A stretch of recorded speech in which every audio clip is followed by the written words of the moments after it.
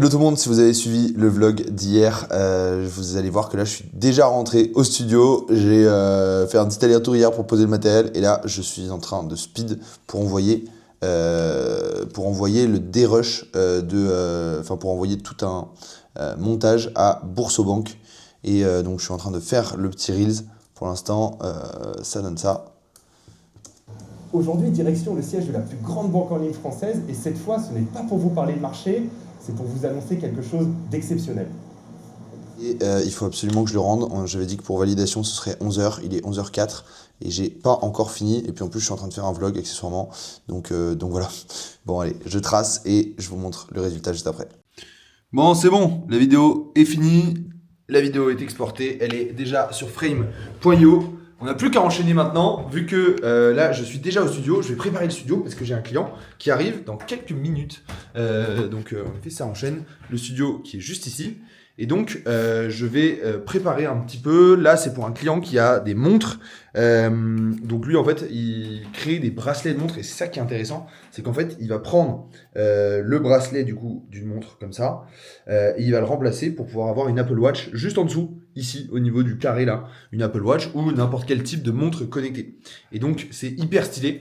Faut passer par le service client.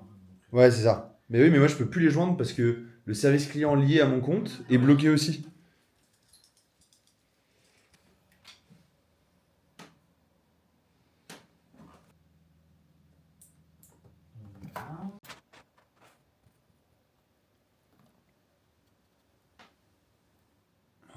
Allez, c'est cool, je viens de finir avec le client. Il était super satisfait, super content. On a fait du coup plein de plans pour des nouveaux bracelets qu'il a sortis dans sa gamme, etc. Donc là, franchement, c'est incroyable. Les photos sont folles. Je vais vous en mettre quelques-unes ici, là, de ce qu'on a pu faire. Franchement, trop bien. Trop hâte de lui envoyer. Je lui envoie dès cet après-midi.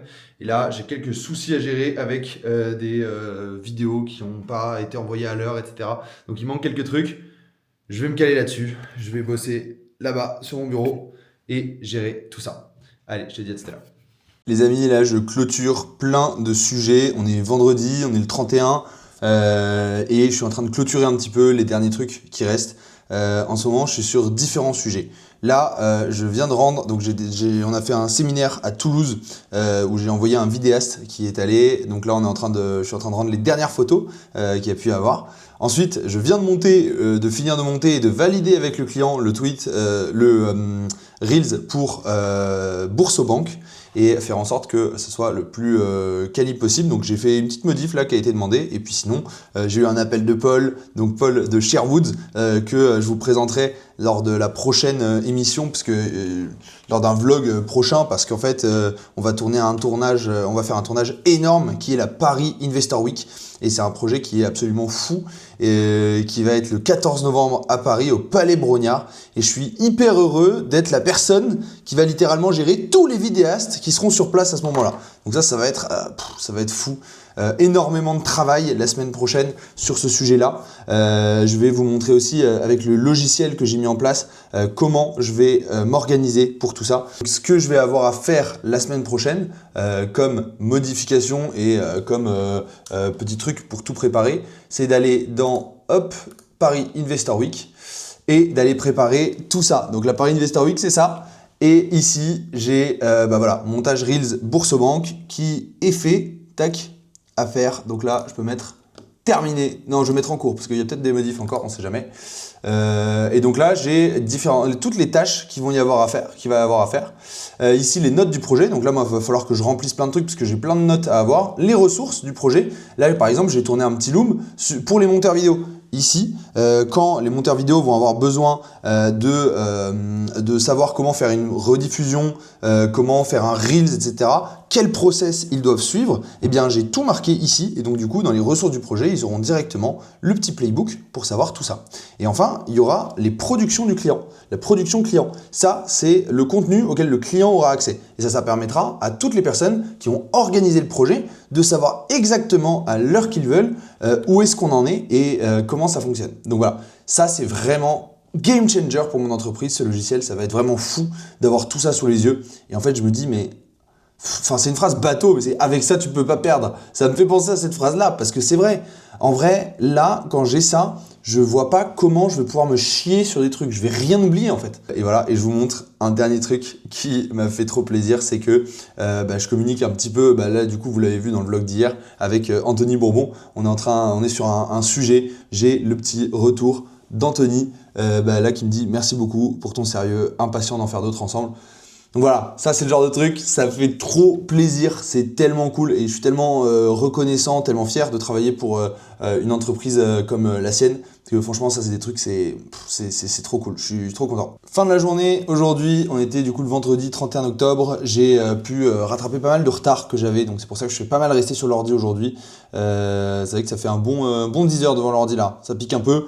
Et donc quand même 2 heures de tournage au studio, donc ça c'était cool. Tournage pour Smartlet, dont je t'ai parlé un petit peu, dont je vous ai parlé un petit peu avant. Et puis j'ai fait le montage aussi. J'ai fait le montage de la vidéo YouTube qui est sortie. Donc là, soit elle va sortir, soit elle est sortie. Je sais pas encore bien ce que je fais, parce que c'est vrai que je donne beaucoup de choses, beaucoup d'infos, etc. Et je me pose la question. En fait, j'ai pas envie de faire de conneries. Et le fait je parle de Blast et que je montre un peu les coulisses, je me dis, est-ce que ça peut être inquiétant? Mais après, je dis rien de fou. Donc, je suis un peu en train de me poser la question. Je vais la remater, voir si je peux la diffuser sans leur demander, parce que je vais pas leur demander un vendredi soir alors que tout le monde dort. Après le challenge normal, on est vendredi, il est 19h presque.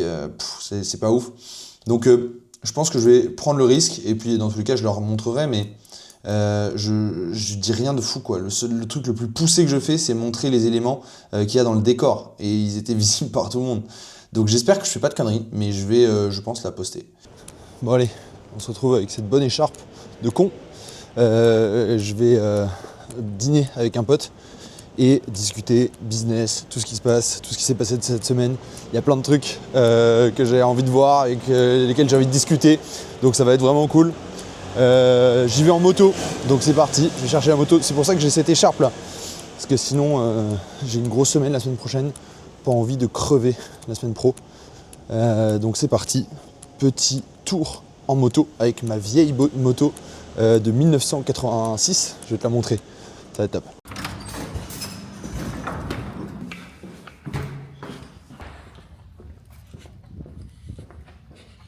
Regarde-moi ça, cette merveille. Incroyable. Et là, j'ai cherché l'autre. C'est celle-là. Incroyable, non?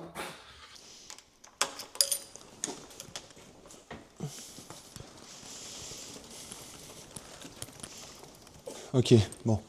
Maintenant, faut espérer qu'elle démarre. Hop. Fait un bruit de malade. Donc, une moto de 86. Comment on la démarre? Déjà, on allume l'essence. Tac, je vais la mettre en réserve parce que apparemment j'ai fait 170 km déjà. Là on appelle l'essence.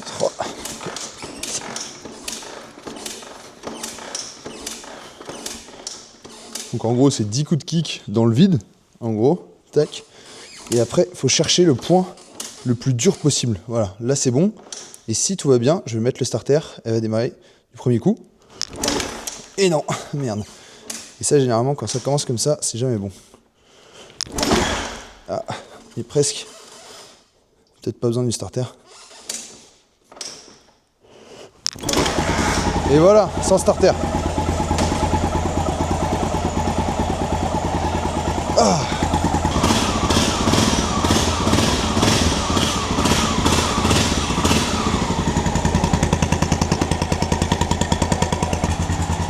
C'est parti. On va interviewer le fondateur de la bûche du voisin. Selon des bûches. Donc c'est une grosse part de marché par rapport aux bois bûches. Donc l'idée c'est de faciliter la revente de bûches entre voisins. Donc c'est quelque chose qui est déjà beaucoup fait, mais il y a quelques soucis au niveau de la fluidité du marché. Voilà. Moi je suis là pour simplifier tout ça. Magnifique ça. Alors ça c'est quand même marrant. J'ai quand même pas de chance. Je savais que j'avais plus beaucoup d'essence, ça faisait longtemps que j'avais pas utilisé la moto. Paf, je tombe en panne sèche devant la station essence, mais qui est fermée. Voilà. À tous ceux qui disent oui, en France on n'est jamais tranquille, on peut pas laisser sa moto dehors, etc. Les gars, c'est n'importe quoi. C'est n'importe quoi. Il faut juste que vous ayez un cadenas Il faut que vous vous gariez n'importe comment pour que vous puissiez vous sécuriser sur un endroit comme ça fixe. Ensuite, il faut que vous cachiez votre plaque pour pas avoir de PV, parce qu'ils mettent des PV mais ils surveillent pas les trucs. Donc ça c'est marrant. Et il faut que vous ayez un bloc disque. Et alors, si possible, de mettre une alarme sur le bloc disque. Et alors après, pour être sûr, je vous conseille aussi de mettre 2 AirTags dans la moto. Alors un dans un endroit évident, comme ça les voleurs vont le trouver et puis ils penseront qu'ils l'ont trouvé. Et puis en fait un deuxième caché, comme ça vous savez où il est. Mais alors attention, parce que malgré les amendes, etc., même si ils le trouvent, ils le localisent, etc., la police ira pas le chercher. Donc voilà, ce sera à vous de gérer tout ça. Mais sinon en France on est vraiment tranquille là-dessus. C'est nickel, on peut laisser sa moto comme ça dans la rue et tout. Et voilà. Après, bon, évidemment peut-être un petit coup de couteau sur la selle ou un petit pneu crevé, pourquoi pas. Mais franchement rien de bien méchant.